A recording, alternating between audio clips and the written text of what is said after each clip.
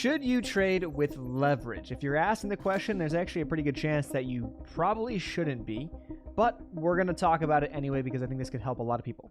First things first, I want to get into a couple of different types of leverage or like ways to view it. You can have leverage via margin with, let's say, a brokerage account that many of us may be familiar with. They'll essentially lend you money at an interest rate, and you can utilize that to take trades. You can utilize leverage via options. You can utilize leverage via leveraged ETFs if you're trading those. You can utilize leverage via, let's say, a broker or a prop firm or a place that will offer you 2x, 3x, 5x, 10x, 100x leverage. I'm sure some of us have seen that, and maybe that kind of got our gears spinning a little bit. We're like, whoa. If we ever went down that road, there's a good chance we lost a lot of money, but it's a road we could go down. Now, I mentioned with margin, that form of leverage, usually there's an interest rate associated with that. So you're like, taking money from the brokerage platform, using their money because you don't have the money, but you're going to pay for that. And that's how they make, some of their money. With options, there's things like decay. There's the Greeks that factor into the options. So it's not as simple as, if I buy a call and the stock goes up, I'll make money. It's not that simple. So there's downsides there.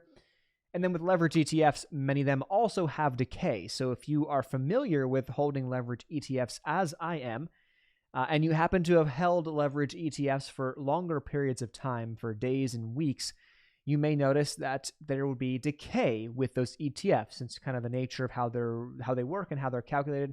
Many of them are daily 3x leverage ETFs, for example, or daily 2x leverage, or daily 1.5 leverage. So with that leverage, obviously, there comes the downside. And when I boil it down, I think there's a very simple question that we should be asking ourselves before we sign up to take on more leverage. And before I ask that question, I do want to thank the sponsor of today's video, Ironbeam. Welcome to Ironbeam, the future of futures trading. With our cutting-edge chart trading feature and 300+ indicators, you can now trade directly off the chart anytime, anywhere. Delivering seamless trading across all platforms, the Ironbeam journey is supported by 24-hour trader support, low day trade margins, and no account minimums. Ironbeam brings the future into the present. Join now and augment your trading experience. All right, so the question is, why are we using leverage in the first place? And it kind of goes a layer deeper, because the answer most likely, I think with 90+% of people are going to answer, maybe more than that, maybe 95, 98%, maybe 99%, we have a capital problem. We don't have enough money, so we want to get more leverage to utilize less money to make more money.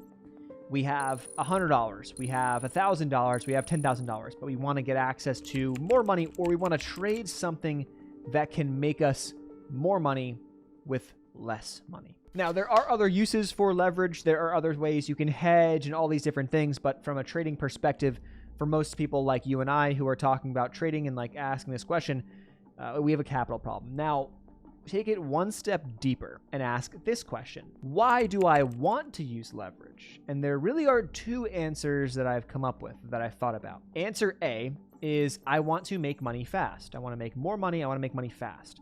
Answer B, I want to make more money off of less money.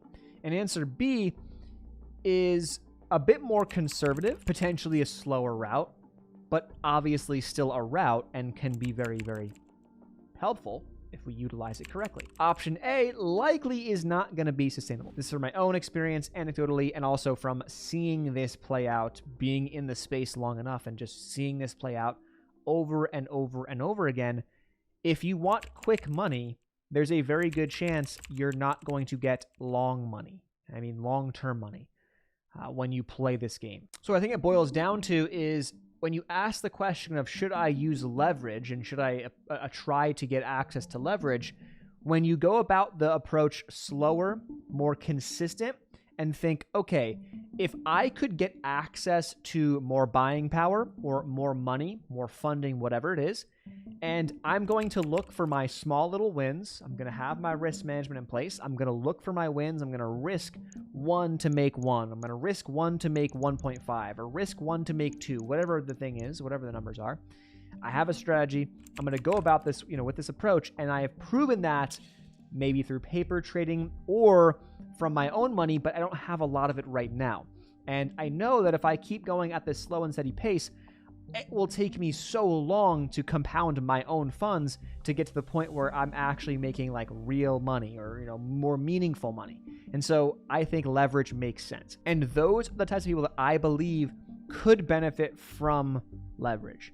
If you're coming in brand new, no experience, very good chance that you're going to go out, get leverage, and then you're going to lose a lot more money, or you're going to lose all your money and you're going to be back to square one or back to zero and have to restart from there.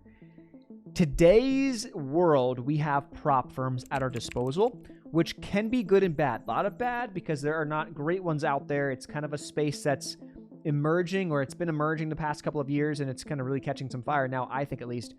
And I see a lot of value in that space, and I've talked about it before, but you can technically spend, or realistically spend, let's say $1,000, sometimes less, many times less, sometimes a bit more, depending on the account size and what prop firm you're using and exactly what you're doing.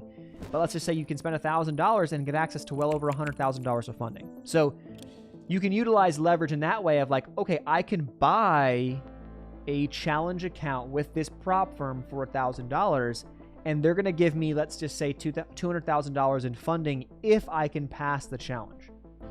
And I believe that makes a lot of sense, using leverage in that way, because then you're kind of bound by the rules of the prop firm where you can't lose more than 8 or 10%, whatever their drawdown rules are. You can't lose more than that percentage on your account. You can't lose more than whatever, 5% in a given day. And everyone has slightly different rules. So you're kind of bound to those rules.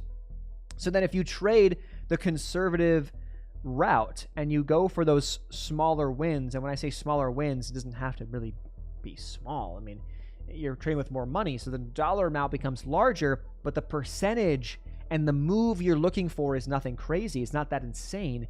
Now we're playing a different game, and that's where I think that there's a lot of value. When you start playing the game of going 10x leverage, 100x leverage with your money, and you're wrong and you take a bigger loss, you can lose a lot more money that way.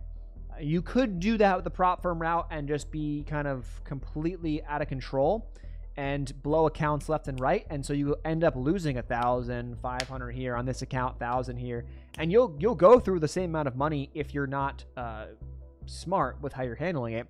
But I think for the smart person, trader who's proven themselves over the past couple of months, they've got decent data behind them from either paper trading or maybe trading with smaller funds of their own, this actually makes some sense. Again, there's a lot of downsides there, and there's a lot to choose from, and then there's the potential that prop firms could go under and all that stuff. So that's the risk you take.